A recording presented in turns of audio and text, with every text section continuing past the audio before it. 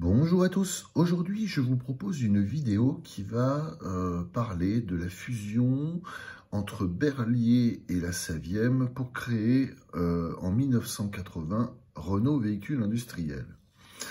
Voilà, donc Berliet, entreprise familiale, entreprise libérale, qui avait des projets avec le groupe Michelin-Citroën pour effectivement fabriquer des véhicules aussi petits que la 2 chevaux et aussi gros que le célébrissime Dumper T100. Voilà, donc Berliet et la Saviem qui était la filiale poids lourd de la régie Renault. Voilà, des véhicules qui étaient motorisés par MAN, le célèbre fabricant allemand. Voilà. Donc je vous propose dans cette vidéo de faire un bref historique et surtout quelques focus sur certains véhicules de la gamme de Renault Véhicule Industriel à sa création le 21 avril 1980. Voilà. Après que les activités poids lourd et de la Saviem et l'entreprise Berliet aient été fusionnées ensemble. Je vous propose donc de faire un focus sur le Berliet ER100 trolleybus que l'on aperçoit en orange et marron. Je vous propose aussi de faire un focus sur le Saviem E7. Voilà, que l'on aperçoit ici, l'autocar d'origine Saviem, l'autocar de tourisme, voilà, ainsi que le Renault GT, qui sera fabriqué par Gangloff en Alsace, voilà. Un autocar de grand tourisme, de grande qualité et qui offrait des prestations absolument formidables. Voilà. Je vous propose aussi de faire un focus également sur l'autobus articulé MAN SG220, commercialisé par la Saviem, puisque MAN était non seulement, enfin est toujours, un grand constructeur d'autobus et d'autocars ainsi que de camions, mais aussi un motoriste, le motoriste de tous les véhicules Saviem.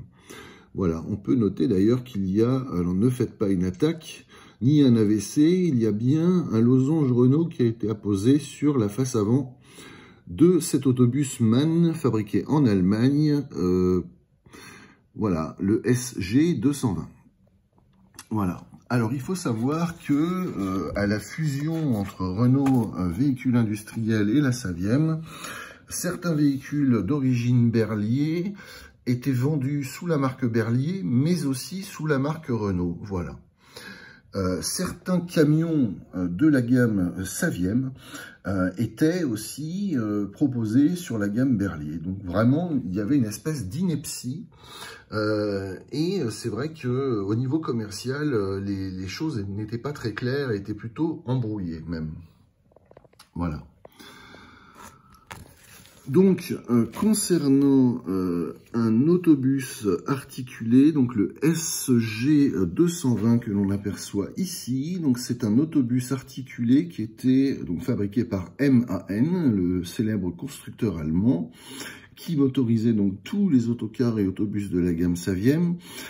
Cet autobus était long de 16,50 m, animé par un moteur sous le plancher de 220 chevaux, digne d'une boîte synchronisée ou automatique qui proposait 52 places assises et 106 places debout, soit 158 passagers, normal, puisque c'était un véhicule de 16,50 m, alors que la législation autorisait 18 mètres et que Mercedes-Benz, Eliez, puis Renault fabriqueront un autobus articulé de près de 18 mètres de long. Voilà. Donc, effectivement, Renault Véhicule Industriel, donc la gamme Saviem intégrée dans Renault Véhicule Industriel, effectivement, donc concernait les autocars S45, S53 et S105 d'origine Saviem, donc vraiment des autocars qui étaient les autocars les plus évidents que l'on trouvait dans toutes les régies de transport de France et dans beaucoup d'entreprises privées de transport. Voilà. Les autocars S45, S53 et leur version évidemment autobus S105.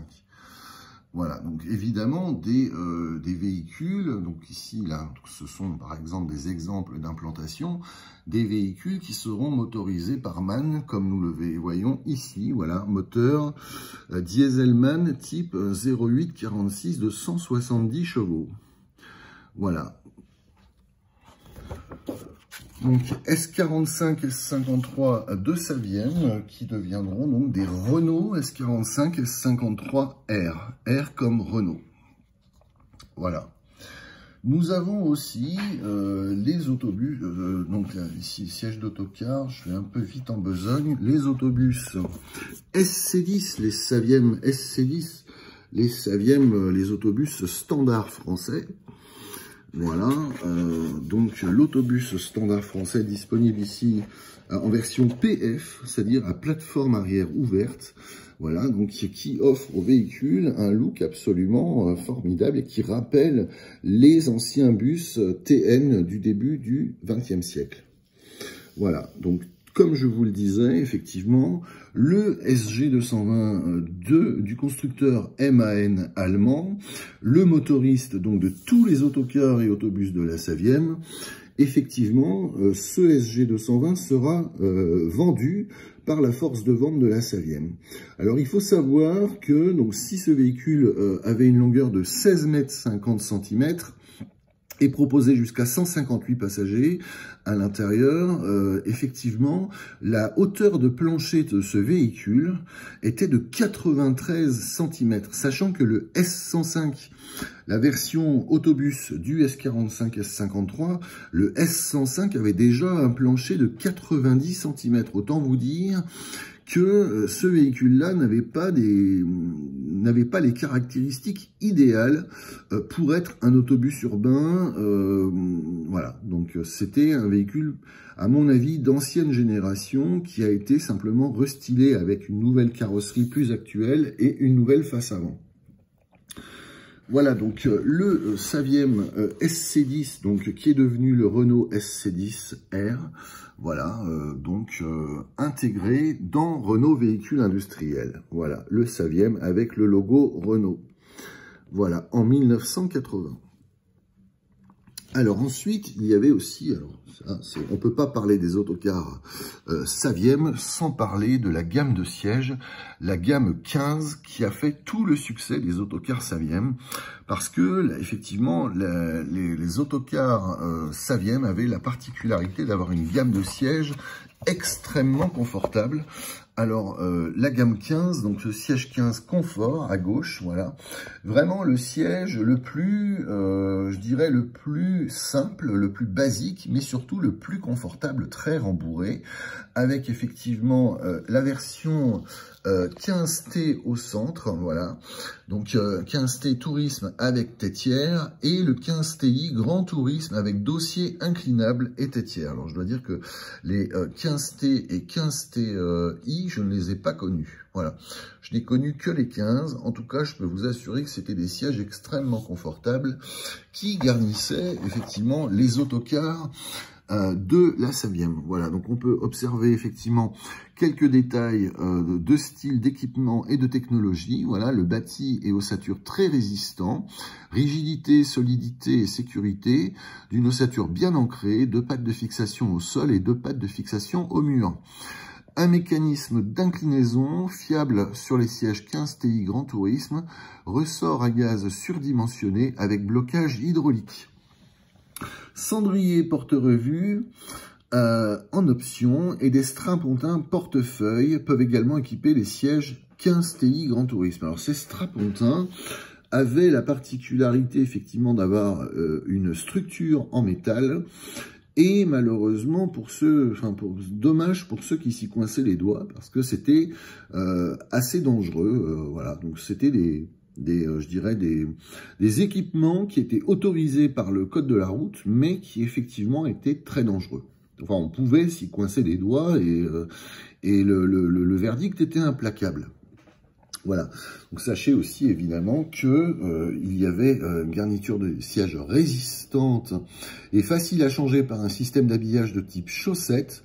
Des têtières conçues dans une mousse à 2 densités pour une plus grande solidité. Accoudoir fixe en aluminium sur siège 15T résistant avec une poignée facile à saisir. Et l'arrière-dossier peut être renforcé en option par une protection moquette sur support rigide.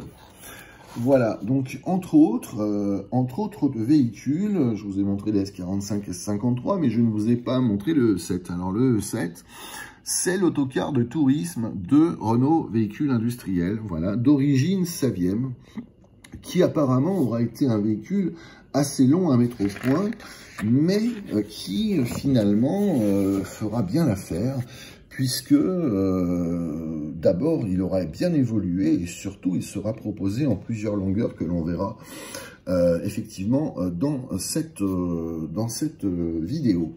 Voilà. Donc ici donc des modèles de 1979 où on peut voir effectivement la fabrication d'un châssis d'autocar autobus. Alors là je ne saurais pas vous dire de quel modèle il s'agit. Voilà, ici donc on est vraiment sur un E7 là en l'occurrence, on reconnaît bien la caisse du E7 avec le moteur MAN qui est placé à l'arrière du véhicule. Voilà. La fabrication des sièges à Annonel et des sièges de la gamme 15 qui sont d'un confort absolument exceptionnel. Voilà, la fabrication du pavillon d'un autocar autobus et la mise en place du train avant. Voilà.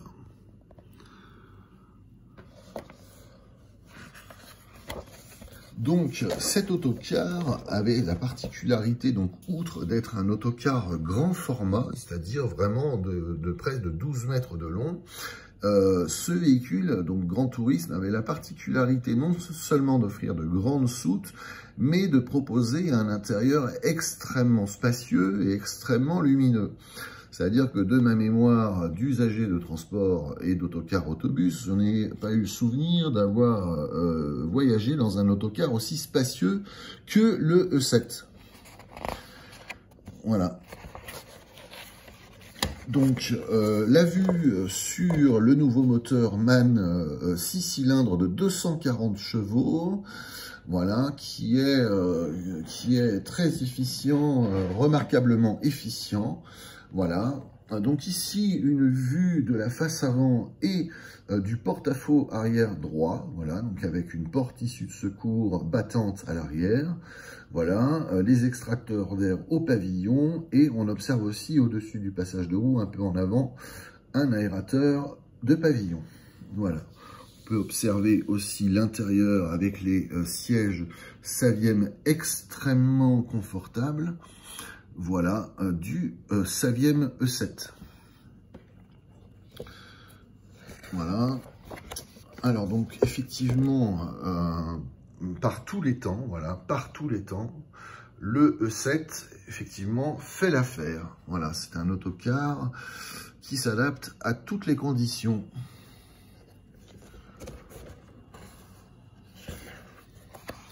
Donc alors effectivement, voyager avec une grande aise, une grande facilité, effectivement. Donc non seulement les sièges 15 TI en l'occurrence étaient extrêmement confortables, mais surtout le compartiment voyageur était extrêmement spacieux. Voilà, donc c'était un autocar qui certes a été long à mettre en place, à mettre au point, mais surtout offrait vraiment des prestations très très intéressantes dans le cadre d'un autocar de grand tourisme. Voilà, donc toujours le confort Saviem qui est vraiment la caractéristique principale des autocars de la Saviem, voilà. Donc on peut observer effectivement des rideaux plissés au baie, voilà, donc on peut noter vraiment l'épaisseur des sièges, c'est vraiment impressionnant. Un système d'air conditionné à l'intérieur, un cabinet de toilette, avec aussi un rideau occultant l'aérateur vitré au pavillon. Voilà, donc là, l'accès aisé au rack à bagages supérieur. Voilà, aussi l'ouverture aisée des baies aérantes, voilà. Pareil pour l'accès aux soutes, qui est facilité, voilà. Il suffit de s'agenouiller, c'est très simple. Voilà, pour le Saviem Renault E7. Donc toujours des possibilités effectivement de siège hôtesse avec un micro, voilà, sonorisation. On note aussi le tableau de bord, la planche de bord qui est vraiment d'une simplicité extrême, voilà. On peut noter aussi quelques astuces de rangement qui sont assez intelligentes. Voilà, notamment un range-veste. Voilà. Aussi, voilà, une petite tiroir pour y poser tous ses effets personnels. Voilà. Et l'enceinte conducteur de l'autocar E7. Voilà. Donc un autocar très bien conçu. Un autocar, c'est l'autocar de tourisme de la Saviem. Voilà, qui deviendra le Renault E7. Donc, nous avons donc le fameux moteur à 6 cylindres en ligne de 170 chevaux ou de 240 chevaux. Voilà, donc qui équipera donc le 170 chevaux qui équipera les véhicules de la Saviem, le SC10, le S45, le S53, le S105 et celui de 240 chevaux, la gamme de E7. 170 chevaux, je crois, pour le modèle court. Voilà, donc les enjoliveurs de roues. Voilà, donc les moyeux. Voilà.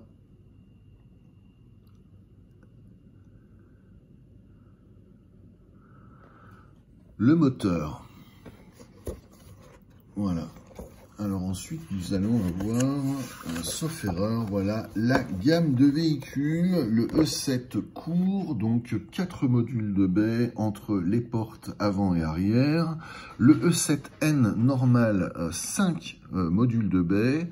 Le E7M, donc de 5 modules et demi de baie. Et le E7L long de 6 modules de baie. Voilà.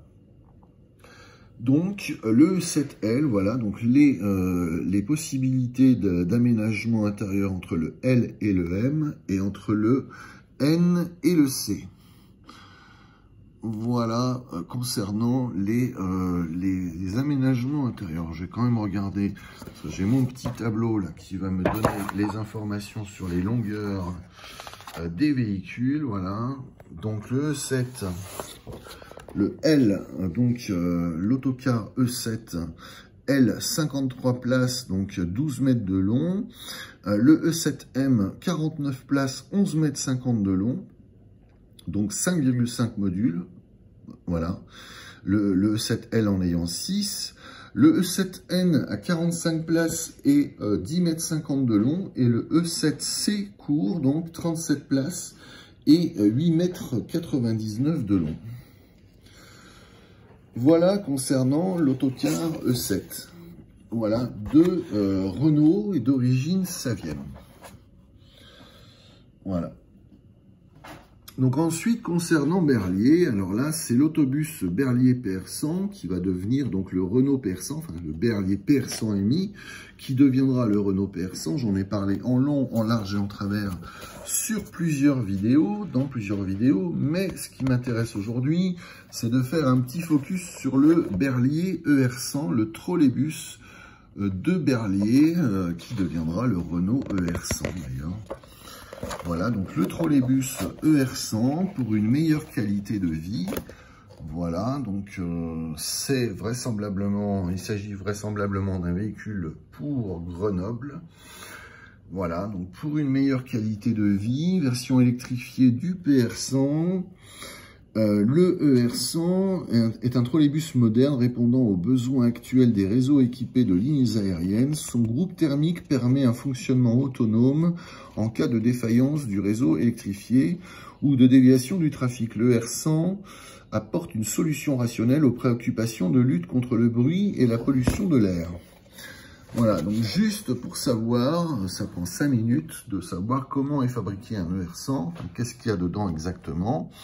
Donc le trolleybus ER100 dérivé de l'autobus PR100, moteur de traction principale, donc c'est un 4 ELG 2330T, courant continu, tension nominale d'alimentation 600 volts, puissance unie horaire de 170 chevaux, vitesse de rotation maximum à 4150 tours minute. Voilà, donc le fonctionnement sur le réseau, c'est l'équipement de propulsion qui est constitué du moteur de traction principal à courant continu, à excitation compound, alimenté à partir des lignes haute tension par un rhéostat dont les crans sont éliminés par la mise en conduction successive des thyristors. Le réglage de la vitesse se fait par pilotage de l'excitation shunt du moteur de traction à partir d'un alternateur auxiliaire à travers un pont redresseur et un hacheur. Le moteur générateur fonctionnant en moteur entraîne les auxiliaires suivants, donc la pompe principale de servo-direction, compresseur d'air, l'alternateur d'excitation du moteur de traction et du moteur générateur, l'alternateur de charge-batterie. Il est mécaniquement déconnecté du moteur thermique par un embrayage électromagnétique dont l'enroulement n'est pas excité. Le fonctionnement en autonomie, pour permettre au véhicule de circuler en s'affranchissant des lignes haute tension, le ER100 peut être équipé d'un groupe thermique d'autonomie constitué d'un moteur thermique diesel KHD Deutz, sauf erreur, le F3L 912 de 58 chevaux à 2800 tours minute, refroidissement à air, du moteur générateur fonctionnant alors en génératrice. Le fonctionnement en autonomie, l'embrayage électromagnétique est excité par le moteur thermique qui entraîne la génératrice qui alimente le moteur de traction se substituant au réseau haute tension. Le réglage de la vitesse se fait alors comme en fonctionnement du réseau. Voilà. Donc voilà l'implantation des organes mécaniques, enfin électriques à l'arrière du ER100, voilà, donc capot moteur ouvert, l'implantation générale de l'équipement de protection, le 1 de propulsion. Donc le 1, c'est le moteur de traction, le 2, coffre de puissance avec contacteur de traction, de freinage et des servitudes, hacheur d'excitation et inverseur de marche.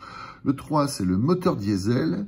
Le 4, c'est le moteur générateur. Le 5, c'est le coffre logique de relayage. Le 6, c'est le rhéostat sur pavillon de démarrage et de freinage. Le 7, c'est le bloc interrupteur général et son dispositif de contrôle et d'isolement. Et le 8, c'est le dégivreur 6 kW, résistance et ventilateur. Voilà donc le coffre logique et le coffre de puissance, voilà, qui effectivement renferment les équipements que je viens de vous décrire. L'équipement électronique, sert d'intermédiaire entre les ordres donnés par le machiniste et l'équipement de puissance. Il est alimenté à partir du courant continu 24 volts avec les protections et stabilisations nécessaires. Les cartes d'électronique et les connecteurs sont spécialement conçus pour conférer un haut degré de fiabilité. Le freinage de l'ER100 est assuré par 3 types de freins distincts et complémentaires, c'est-à-dire le freinage par récupération qui entre en action au-delà de la vitesse de haute définition, dès que la pédale d'accélérateur est légèrement relevée. Le freinage rhéostatique, quelle que soit sa vitesse, il entre en action dans la première partie de la course de la pédale de frein et utilise une partie du rhéostat de démarrage. Le freinage pneumatique, c'est le freinage normal de l'autobus PR100. Les performances, véhicule en charge maximale avec rapport de pont arrière 1 divisé par 13,66, 1 sur 13,66, voilà. Donc sur le réseau, vitesse maximale de palier 60 km/h et en autonomie 40 km/h. Vitesse atteinte au bout de 5 secondes, 15 km/h, 10 secondes 35 km/h et 15 secondes 45 km/h sur réseau. Voilà, démarrage en rampe de 13% sur le réseau, décélération moyenne entre 30 et 10 km/h en palier sur le seul frein rhéostatique de 1 mètre par seconde au carré. Voilà, le trolleybus ER100 est la variante écologique de l'autobus ER100. Voilà le focus que j'avais à faire sur le trolleybus ER100 qui sera effectivement, qui deviendra le Renault PR100. Il faut savoir aussi que le Berliet PR14 qui est un autocar évidemment, qui est un autocar, donc l'autocar de tourisme de Berliet, et qui deviendra ensuite le Renault PR14, ici une version SL, c'est-à-dire standard de ligne, mais qui aussi deviendra une version SR, c'est-à-dire un véhicule porte-arrière. Voilà, un très bel autocar avec des sièges qui seront revus, qui seront plus confortables, une esthétique évidemment améliorée, le PR14 SR, l'autocar de tourisme de Renault, concurrent du E7, voilà. Il faut savoir que ces véhicules, PR14 et le E7, ne suffiront pas à Renault pour pouvoir rivaliser avec les grands noms de l'autocar.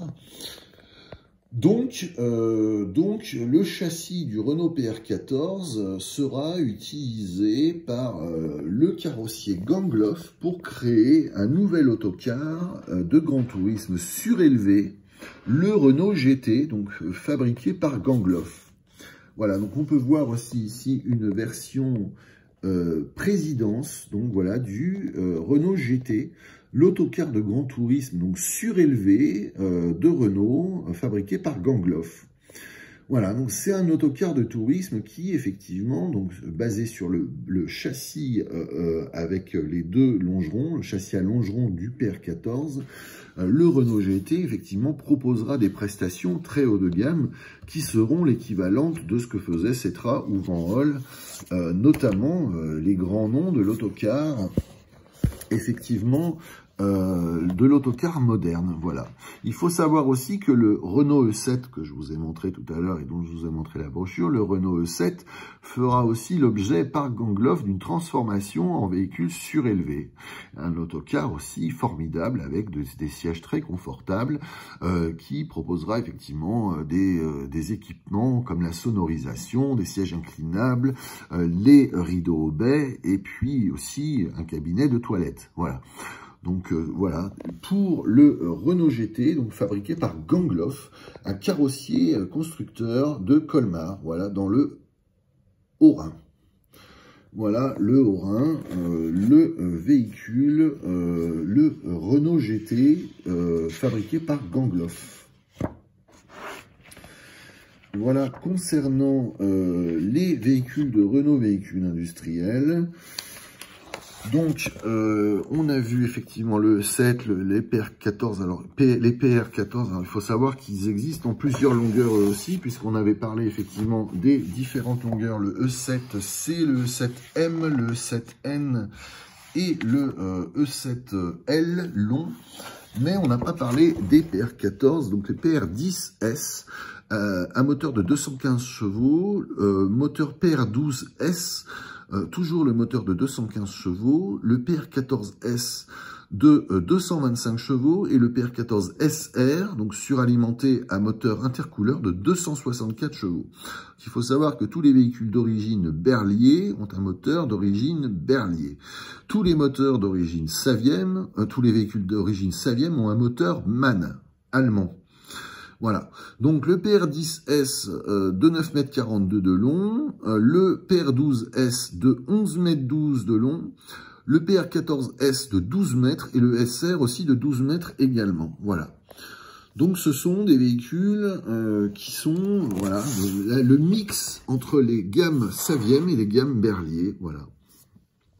Le Renault GT, le PR14, voilà, le E7L, le PR14 toujours, donc ici le SG220 de MAN, le PR100 autobus, le SC10, l'autobus standard français de la Saviem, le R100, le ER100 de Berliet, voilà, l'autocar S53 et un petit autocar Carrier aussi que l'on avait vu dans une vidéo précédente sur les véhicules fabriqués sur des châssis Renault par les carrossiers. Voilà, donc je voulais absolument faire une vidéo sur les véhicules et Renault Véhicules Industriels. Donc voilà, l'intégration forcée de Berliet avec la Saviem dans Renault Véhicules Industriels. Voilà, donc je suis très très content d'avoir fait cette vidéo courte. Il fallait quand même que je rende hommage à cette entreprise qui m'a fait rêver, dont j'ai toujours rêvé, puisque dans les temps mâconnais, je voyais l'usine Renault de Bourg-en-Bresse, je voyais l'usine Renault de Vénissieux, enfin Berliet de Vénissieux, Berliet de Bourg-en-Bresse, et c'est vrai que c'était ma culture, donc je voulais absolument voilà, savoir aller un peu plus loin et découvrir les gammes de produits de Berliet et de la Savième. Voilà, je suis content d'avoir fait cette vidéo. Je regrette simplement qu'effectivement les choses aient mal tourné pour Renault, puisque Renault a dû se marier avec Volvo, enfin plutôt être racheté par Volvo, que Renault a dû se débarrasser de ses activités autocars et autobus pour les vendre à Irisbus en 1998, sachant que l'alliance Renault-Volvo datait de 1992. Et intégrer aussi Heuliez. Voilà, intégrer aussi Heuliez Bus en 1992 dans le groupe Renault, voilà, dans le cadre de l'alliance Renault-Volvo. Donc, ce qui était très intéressant avec Heuliez jusqu'en 1983, c'est que Heuliez avait une alliance technologique et industrielle avec Mercedes-Benz. Et là, l'articulé, contrairement au MAN, n'avait pas 16 mètres 40 de long, mais près de 18 mètres, et non pas un plancher de 93 cm de haut, mais d'un peu moins de 70 cm. Autant dire que l'accessibilité et la capacité de ces véhicules étaient absolument impeccables et répondaient parfaitement aux normes allemandes. Il faut savoir que le Renault PR180, l'autobus articulé qui apparaîtra en 1979, qui sera présenté en 1979 à Helsinki, le Renault PR180 reprendra exactement les mêmes proportions du O305 Heuliez et du O305 Mercedes-Benz que nous observons ici. Voilà, donc Mercedes-Benz Heuliez O305, voilà, le O305 HLZ, fabriqué par Heuliez pour la ville de Nantes, et par la ville de Nantes d'ailleurs, puisque c'est la ville de Nantes qui a absolument insisté pour que Heuliez établisse un partenariat technologique avec Mercedes-Benz. On peut dire que Heuliez était quand même un grand fabricant d'autocars et d'autobus, des autobus de qualité pour améliorer les transports urbains.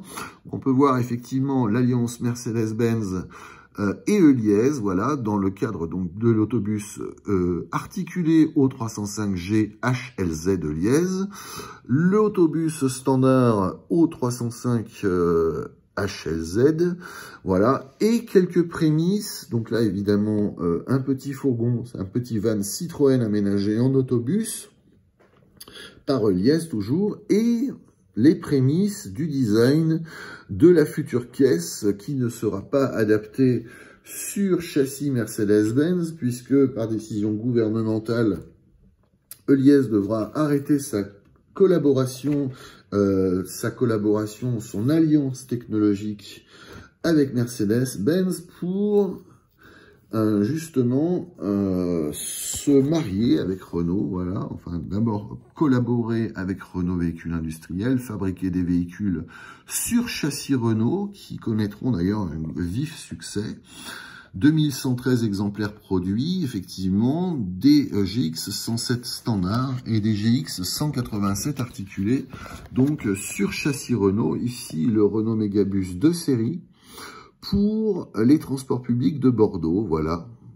Le Renault Mégabus de 24,38 m qui pouvait transporter jusqu'à 206 passagers. Voilà, 206 passagers grâce à Renault, au châssis Renault, au moteur Renault et au talent de carrossier de Heuliez Bus, qui sera une parfaite alternative aux véhicules Renault. Voilà. Merci à vous d'avoir suivi cette vidéo, j'espère qu'elle vous a plu, merci de la liker, de la partager, de la commenter, et au plaisir de vous faire d'autres vidéos. Merci pour vos abonnements, à bientôt.